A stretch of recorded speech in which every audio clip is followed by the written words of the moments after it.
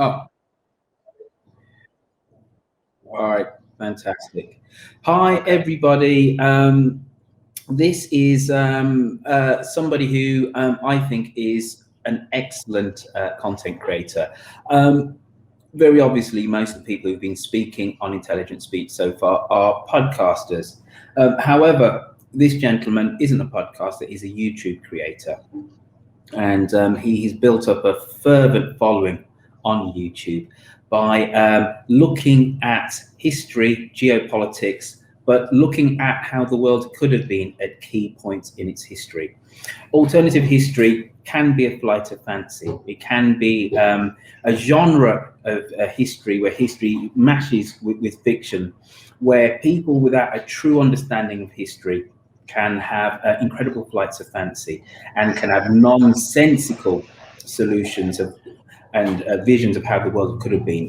One of the most compelling things about this person is that he's done his research, he understands history and also the true pivot points, which make the world of what we exist in today our reality, but how the world could have been. So I give you Rudyard Lynch from the What If Alt History channel on YouTube.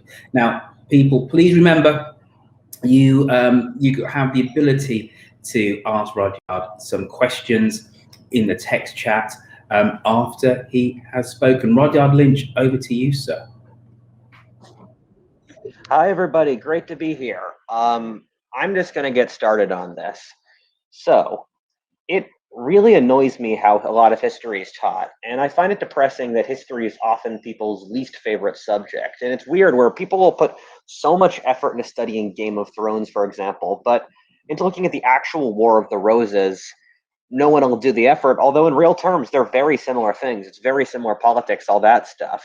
And similarly, from looking at the popularity of historical fiction, you can clearly see that there's a massive market for it that people want to tap into. It's just that it hasn't really been done well. And I think the big issue with a lot of history teaching today is that it tends to go either towards a bunch of dates strung together or a clearly ideological narrative that people wrote for their own purpose. The ideological narratives often don't do well because firstly, they're not that connected to reality and the truth, and they're overly simplistic. And at the same time, the world doesn't really fit into good bad narratives that easily. The list of dates are boring, and both of them treat history really like it's a list of events that leads up to the present, and that the past exists to serve the present. Well, in reality, the present exists because the past kept on compounding and created it. So, sorry at the noise, by the way, guys. So Roy Field came up to me, and of course you know Roy Field, and wanted me to make something at the topic of escape. And I pondered that for a bit, and I was thinking about what I could bring to the table about the idea of escape. And for the longest time, as Roy Field talked about, I did alternate history. So like, what if different topics in history had gone differently? How would the world be today? After that, I used that to look at the patterns in history to figure out how they affect the future. And afterwards, doing a lot of this changed my perspective on how I viewed the past. And so I want to show you how I escaped from viewing history in like a kind of normal way and what I think like a better way of viewing history would be. So a really brutal truth about basically every subject is that they're so complicated that you have to simplify to a tremendous degree so that normal people who have to raise their kids, get the groceries, figure out their mortgages, and generally just hold society up can understand it. And it's better that people will learn some history than get overwhelmed by a 1,000-page history book on the supply chains in the War of Spanish Succession that no one wants to read. And and just to have that, we need to sacrifice for a certain degree of simplicity. We have to do this for everything, really, because the world's infinitely complex. And so we end up constructing narratives of history in order to make it understandable and manageable. Also, every group, whether nation, corporation, whatever, needs to make a historical narrative myth. And so that's what we also end up doing to see why our group exists. And so a couple things happen here. The first of which is that we select a couple countries, normally Western ones in the last 200 years, and then we focus on them. We also end up constructing history for our own purposes, which generally mean we're trying to build up a narrative that leads to the present, whether through trawling through the Middle Ages to figure out why the Soviet Union is the apex of history, as some Soviet historian would have done 40 years ago, or going through a list of understandable dates during the American Revolution. to teach to a high school class. I'd like to propose that instead of this, we should view history as a series of dynamic hinges hanging on a knife point that continues forever, even with the present being part of the historical process that leads into the future. The first way of viewing this is that things that appear certain in retrospect really weren't at the time. The world could have easily gone out very differently than we think, and slight differences could have gotten us to a ridiculous spot. We're looking back and be like, how did that happen? So the first way of view, so a great example of this is that we could have seen a world in which Eastern Europe was not dominated by Russia for a long period of time. No Iron Curtain, no massive Russian armies beating Napoleon, and no Tolstoy. Instead, a surprising other option nearly happened: the Swedes controlling Eastern Europe. Much as most people don't think about it now, Sweden was at one point during the 17th and 18th centuries one of the most developed militaries on the planet. The Swedes were the most cohesive nation in Europe with amazing military, some of the top universities in the world, and a developed parliamentary system. Sweden even had colonies in modern America, the area around Philadelphia and the area that became Ghana. And Swedish armies fought their way to Austria, nearly conquered all of Germany, and beat the Poles several times. Russia, meanwhile, was a pretty backwards country. It was stuck in what amounted to the Middle Ages with serfs, nobility, barely any cities, and an economy literally based off vodka, since it was one of the few things that kept well and you could transport well. And a hinge of history in which Sweden lost out and Russia won out was the Great Northern War. Poland, Lithuania, which was one of the largest countries in Europe, this is the early 18th century, by the way, alongside Denmark and Russia, all declared war on Sweden at once. And in retrospect, the King of Sweden was Charles XII, was probably one of the greatest military geniuses of all time. He crushed Denmark, Poland, Lithuania, winning many battles outnumbered, and he created a massive army in modern Poland and drove it into Ukraine, nearly reaching modern Kiev. He fought the Russians there at the Battle of Poltava and was crushed. Afterwards, Russia became the main world power while Sweden slunk back to creating Volvos and IKEA. However, it easily could have been a different direction. You could have seen Sweden become the dominant power. Russia at the time was led by Peter the Great, who was one of the greatest leaders ever in Russian history, possibly world history. Peter initiated massive reforms to pull Russia out of the Middle Ages and organize it as a modernized nation by importing Western experts to work in the military, manufacturing, bureaucracy, etc. This had never been done before in Russian history, and there was tremendous resistance to it, which Peter resolved by killing millions of civilians. At the start of the war, the Swedes were able to beat the Russians heavily outnumbered, largely since the Swedes just had a more disciplined military and the Russians were the first to run away when battle started. The shock at the Battle of Poltava was that due to Peter's reforms, the Russians held their ground and beat the Swedes. Peter was an extremely controversial figure at the time, and if he had lost the battle, his leadership and the modernization cause would have been discredited. In real terms, if Peter wasn't there, Russia would have probably ended up like a medieval Asian country like the Chinese Ottomans or India was for the longest time in that era. Progress isn't certain in loads of countries with as much potential as Russia had, like Mexico, Brazil, Indonesia, etc., have continually tried and failed to modernize, and so it's not inconceivable that the same could have happened to Russia. In a world where Charles XII of Sweden had won, he would have been viewed as a military genius equal to Alexander, Napoleon, etc. Looking backwards, we'd be studying why the Swedish government and social model were so developed and advanced, and we'd have looked back on Russia as a country that was incapable of modernizing. Lots of people would have viewed the role of Sweden rising to power as predestined. I once read a book set in the 1930s in a world where the South won the Civil War. In that scenario, which I find personally very unrealistic, the South became the dominant continental power, colonizing large parts of Latin America, industrializing and becoming wealthy.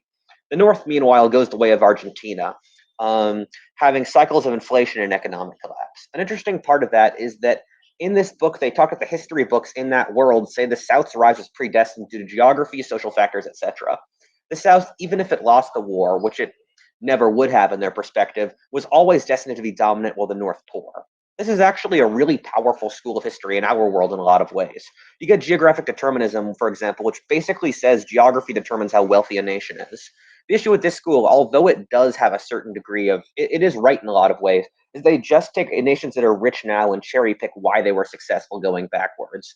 I once read a book in the 1980s, for example, saying that Japan's geography was perfect and predestined for superpower status. And I read another book written in 2015 saying that Japan's geography held it back and prevented it from being a superpower. The thing is, Japan's geography didn't change an inch in the years since. It's just the 1980s, Japan had a good economy and now it doesn't. Similarly, basically every geographic determinist argument says America is perfect geography, but that ignores that America's geography is only so good since Americans made it that way. The southern half of the country, for example, had incredible disease rates until modern medicine. Virginia had 6 times as much immigration as New England did in the colonial era, but before the Revolution, Virginia and New England had the same population because malaria and yellow fever killed so many more people. And also, the Great Plains were unfarmable until the 1880s since the soil was so thick that it literally broke the plows of that era. Much of the desert west in cities like Los Angeles and Las Vegas need super advanced waterworks to survive, and only countries like America and China have the organization to do that. Similarly, geographic determinism ignores countries like Argentina, which have what amounts to perfect geography with a temperate, disease-free climate, fertile soil, and an active river system.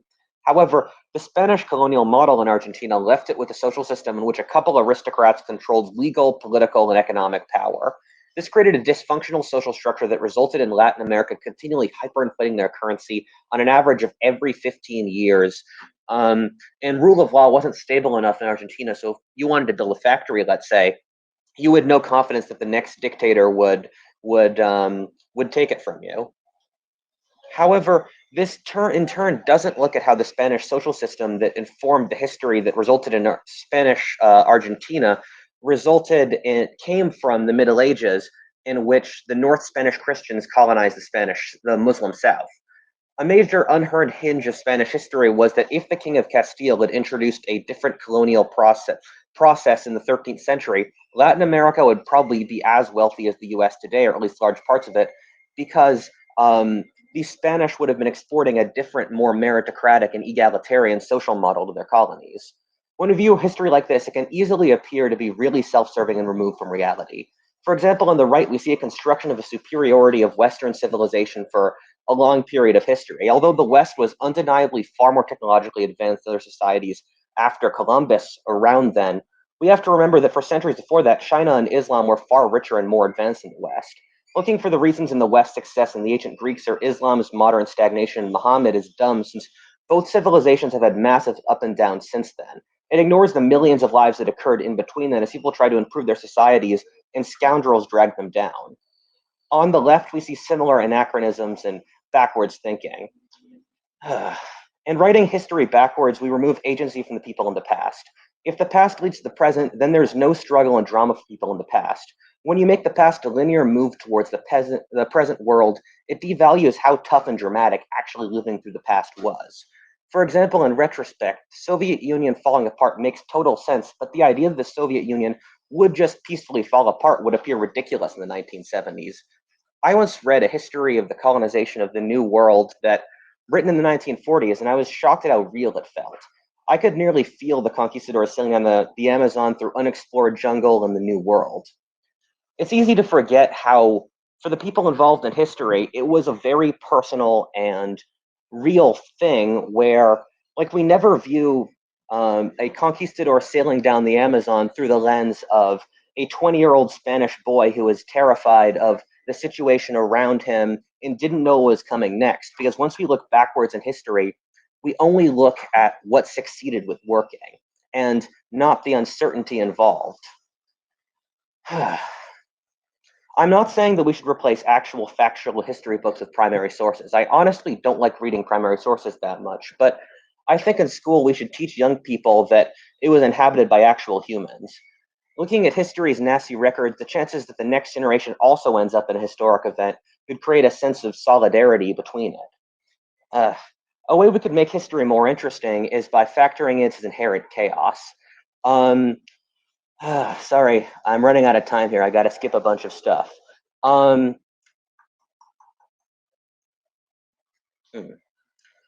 For example, the Scythians were the terror of Central Asia around 600 BC. And if you want to believe Herodotus, were literal warrior hippies having free love, long hair, and smoking marijuana. The Romans drove several animal species extinct in their massive feasting luxury system and with their gladiatorial games. That's why we don't have the North African pygmy elephant, the European lion, or probably the North African python anymore. We actually have records of Roman soldiers killing a 30-foot python in modern Tunisia, which lots of historians think was the inspiration for the dragons in Greek and Roman mythology.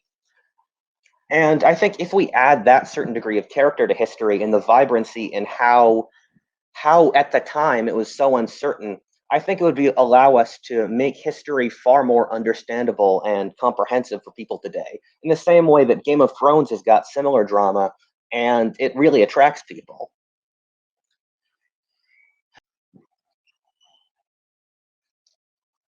I try not to, and I definitely do make mistakes. The biggest thing is I just try to I try to create a mental model inside my head and look for any piece of information I can to break it. So it's easy to, for example, to follow the geographic determinist argument, but then you look at Argentina. Um, it's easy to look, um, it's easy to make mistakes, but you always have to be honest with yourself, and you have to purposely look for evidence that goes against what you believe. And I always tell myself that my mind's biased towards certain things. So I always put the benefit of doubt on something I don't want to believe. And I always try to tell myself that over hundreds of years, it's very easy to basically to oversimplify to a tremendous degree. Because like someone's like, what was it like in the Roman Empire? And I'm like, which Roman Empire? The Roman Empire went through 4 or 5 iterations. And so do you want me to do you want the Roman Empire in 400 AD Italy? Do you want the Roman Empire in 100 AD Gaul? That sort of thing. My general worry with those is that so I had to like cut out 2/3 of my script, but so I think you really need to go for it. So like back in the Middle Ages, you had like people. The Middle Ages were such a lewd era by our standards. Like people would like sleep naked in the same bed, their entire families, have sex in front of their friends and neighbors. Knights would write about like taking pleasure in torturing their opponents. And so that's a side of the Middle Ages that makes it more humanizing and interesting. But at the same time, you can't discredit history by making it totally like tawdry and just making it like voyeuristic and like kind of perverted. So you have to balance out the broader picture of history and the accuracy. And the thing with like the Tudors and Marco Polo is they throw historical accuracy out the window. So you need to make history interesting while also making it respectable. So I've only read one book by Barbara Tuchman. It was the book about before World War One. I think you see Fernand Braudel and Barbara Tuchman do massive shifts in the mid 20th century.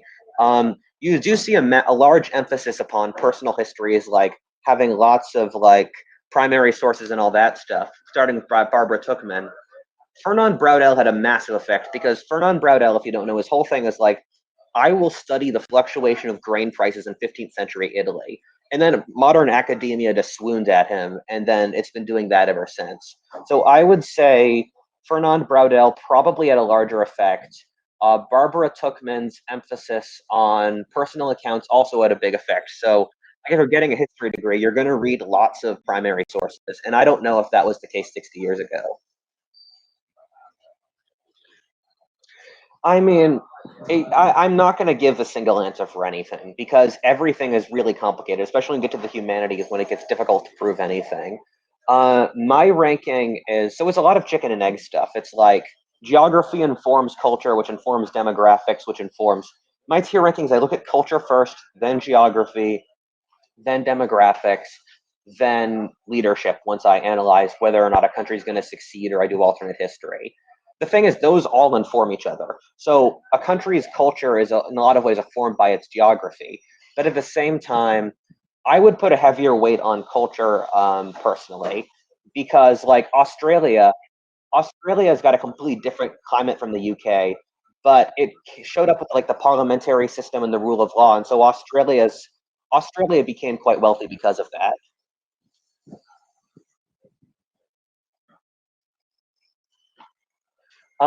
So alternate history has I mean, most alternate history is garbage, to be fair. Most of it's incredibly unscientific. Like you get loads of stuff like, look at this scenario I made of apartheid South Africa conquering the world. Look at the Nazis conquering America. Look at the Confederacy colonizing all the Caribbean. So a lot of alternate history is not respectable. At the same time, it's just modern history is sniffy of any stuff that's not modern history. So writing big picture histories that stopped being popular in the 1960s. Most academia doesn't like popular histories like the stuff like 1776 um, or stuff like if a biography of Teddy Roosevelt like sells really well, it's going to be considered lowbrow. And I just think that's natural human bias.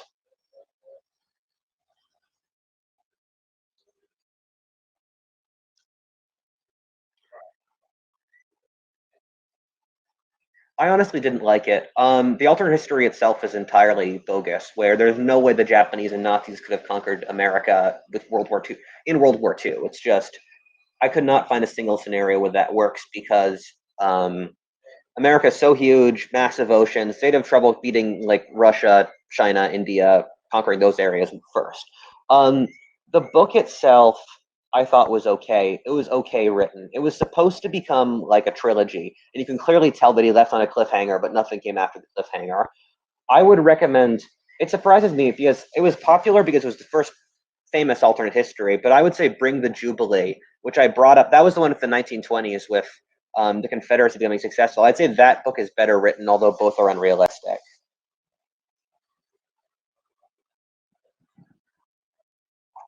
Oh yeah, I forget exactly. He wrote one about what if the South won the Civil War, and it kind of turned out really strangely with all the English-speaking countries unifying. And I think he was just trying because that's what he wanted in World War II. So I think he was just writing an alternate history where he could shoehorn what he wanted to happen. Yeah, yeah, yeah.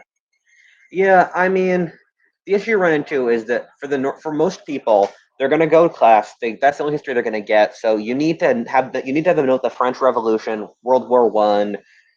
I don't know, like something else. And to do that, it's just easy to give a list of dates. And so you only have a specific amount of time. So we're going to go into like the trenches of World War One and do a really deep analysis. When you're doing that, you're not just giving basic knowledge on why the Roman Empire fell.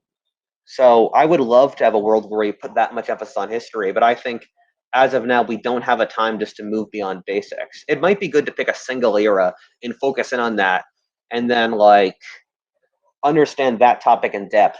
But then I think the population would end up over extrapolating the importance of that era. So what if the Roman Empire never fell? I liked that one a lot.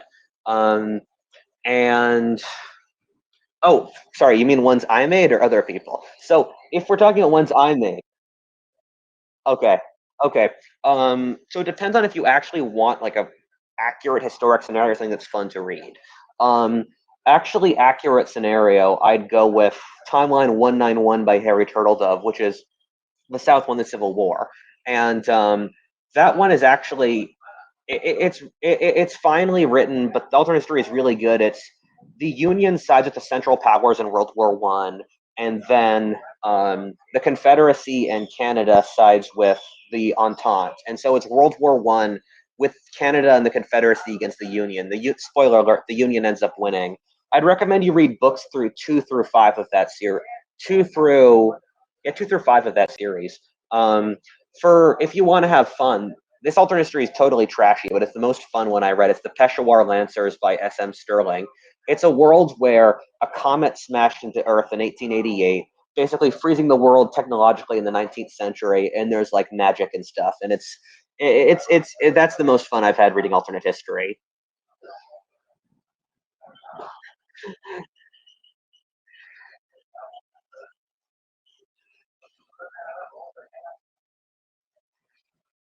Um, Okay, I would say societal trust, where people need to have trust that their rulers aren't scamming them, and they need to have trust that other members of society aren't going to scam them. So, like, you can see models like Japan. Japan and the UK are culturally Japan and America are culturally the opposite. One's very collectivist, the other's very individualistic. On most cultural tests, Indonesia, Japan, America end up the opposites. But Japan and America are both societies that function really well, even when Japan was an autocracy. And that was because Japan had Confucianism, which basically told people to trust each other and had a system of reciprocity and meritocratic bureaucracy.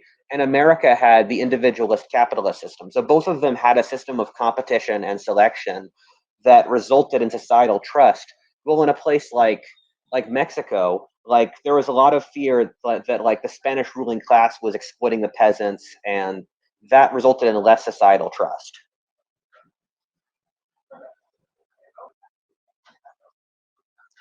So I don't really. Sorry, everyone else who's part of this. I don't listen to podcasts, um, and so I've never heard of. Yes, I'm terribly sorry, Royfield. So I don't know what Twilight Histories is. Um, so if you're having a good time with an unrealistic scenario, have a good time. I'm not gonna rag on you. But for for historical perspective, I'd say you need to make your scenario as realistic as possible. But if it's a TV show, make a good TV show in a world where Paraguay takes over the world. Yeah, yeah. I think there's some truth to that. Where like if people were taught the Hundred Years' War and they're taught all the drama about it and all that stuff, they'd be more touched with it. Um, I do think that we can find a better way to teach history. It's just I'm not an education expert, and so I can't give an amazing answer to how. Um, I always thought we should incorporate playing board games into history class, but that's my take to show how tight everything was and all the strategy involved. Um, and hmm, yeah, I do agree that it's important to see parallels, but it's also very easy to hijack, like to hijack. That gets kind of easy to hijack for political agendas to say like what parallels you want to see, and what you're focusing on. But again, that's the case for all of history. History is very easy to hijack for political purposes. So I guess that is a smart idea.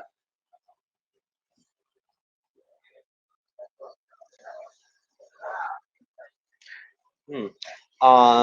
I would recommend, and I was going to get to this, but I ran out of time.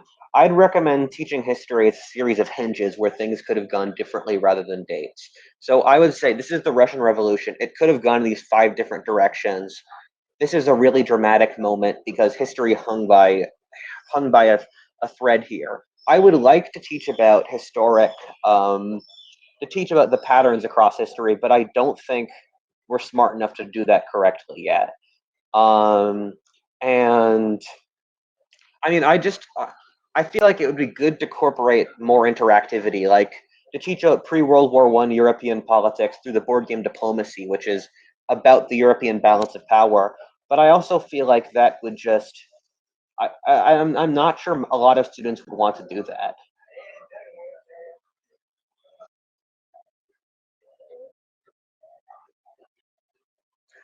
Hmm.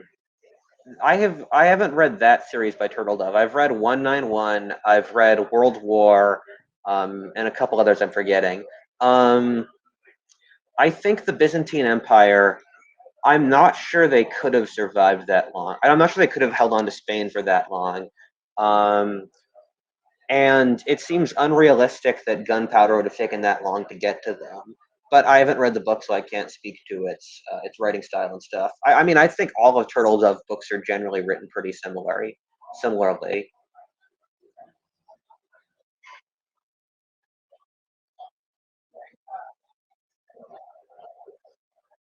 That book was a lot of fun, but it kind of got. I had so much fun with that book, but it was totally just a pleasure trip where it's like this is just a wish fulfillment power fantasy.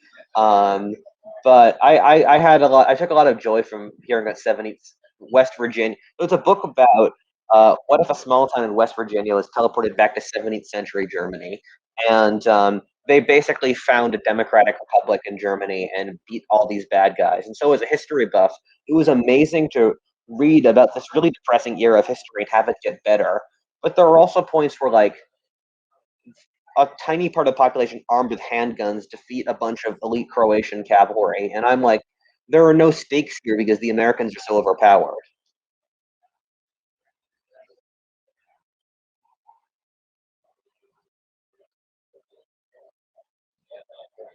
What's a broad overview? Oh, wow. That's a very difficult. I've got like 4 hours of this on my channel, so it's very difficult to boil down. Um, in general, I think demographic aging is a massive factor that's going to do bad stuff to China, Japan, and Europe. Um, I think that I think if you look at inequality metrics and social and a lot of other social metrics that it take forever to get into, I would generally say that we're probably going to have some sort of social crisis in the next 30 years. We'll probably be culturally very different due to the internet, but I can't get super far further than that.